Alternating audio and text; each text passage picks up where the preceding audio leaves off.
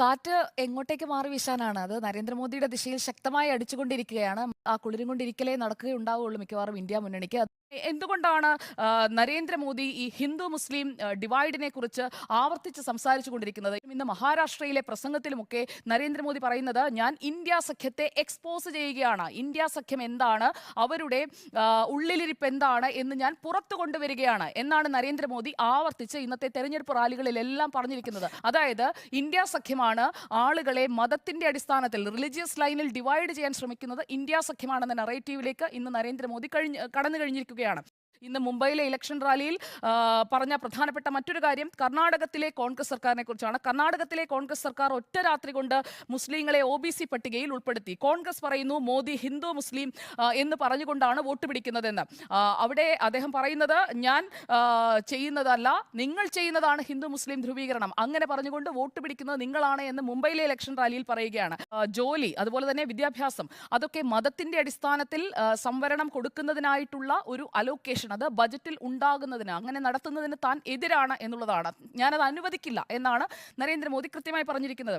അവിടെയാണ് കോൺഗ്രസിന്റെ പദ്ധതിയെക്കുറിച്ച് നരേന്ദ്രമോദി കോട്ട് ചെയ്യുന്നത്. 2004 മുതൽ 2014 വരെ UPA അധികാരത്തിലിരുന്നപ്പോൾ ഈ പദ്ധതി നടപ്പാക്കാനായി ശ്രമിച്ചു. അതായത് ബജറ്റിൽ 15% ന്യൂനപക്ഷത്തിന്, ന്യൂനപക്ഷം എന്ന് പറഞ്ഞു കഴിഞ്ഞാൽ കോൺഗ്രസിന് വോട്ട് ചെയ്യുന്ന, UPAക്ക് വോട്ട് ചെയ്യുന്ന ന്യൂനപക്ഷത്തിന് അവർക്ക് കൊടുക്കുന്നതിനായിട്ടുള്ള ഒരു പ്രത്യേക അലോക്കേഷൻ, അതിന് പദ്ധതിയിട്ടു. പക്ഷേ അത് പ്രതിപക്ഷം എതിർത്തത് കൊണ്ട് മാത്രം നടപ്പാക്കാൻ കഴിഞ്ഞില്ല. അതുതന്നെയാണ് ഇനി എങ്ങാനും അധികാരത്തിൽ വന്നാൽ അത് നടത്താനാണ് അവർ ശ്രമിക്കുന്നത്. പക്ഷെ അത് നടക്കാൻ പോകുന്നില്ല എന്ന് നരേന്ദ്രമോദി പറയുന്നുണ്ട്. അതിൽ നിന്ന് മനസ്സിലാക്കേണ്ടത് വളരെ കോൺഫിഡന്റ് ആണ്. കാറ്റുമാറി വീശി തോറ്റുപോകുമെന്നുള്ള ഒരു ധ്വനിയൊന്നും എന്തായാലും നരേന്ദ്രമോദിയുടെ വാചകങ്ങളിലോ അല്ലെങ്കിൽ പ്രധാന നേതാക്കളുടെ വാചകങ്ങളിലോ ഒന്നും കണ്ടിട്ടില്ല. അത് അധികാര തുടർച്ചയെക്കുറിച്ചുള്ള ഒരു വലിയ ആത്മവിശ്വാസം അവർക്കുണ്ട്. അതിന്റെ അടിസ്ഥാനം എന്ത് തന്നെയായാലും, അതായത് തോൽക്കുമെന്ന ഒരു ഘട്ടം വന്നു കഴിയുമ്പോൾ പല സ്ട്രാറ്റജികളിലേക്കും മാറുന്നത് നമ്മൾ കണ്ടിട്ടുണ്ട്. അത് UPAയുടെ കാലത്തായാലും അത് നമ്മൾ കണ്ടതാണ്. പക്ഷേ ഇതിൽ അങ്ങനെയുള്ള ഒരു ആത്മവിശ്വാസക്കുറവ് ഒരിടത്തും കാണാൻ കഴിയുന്നില്ല എന്നുള്ളതൊരു വാസ്തവമാണ്. ഒരുപക്ഷെ അവർ പറയുന്നത് പോലെ 400 കടന്നില്ല എങ്കിൽ പോലും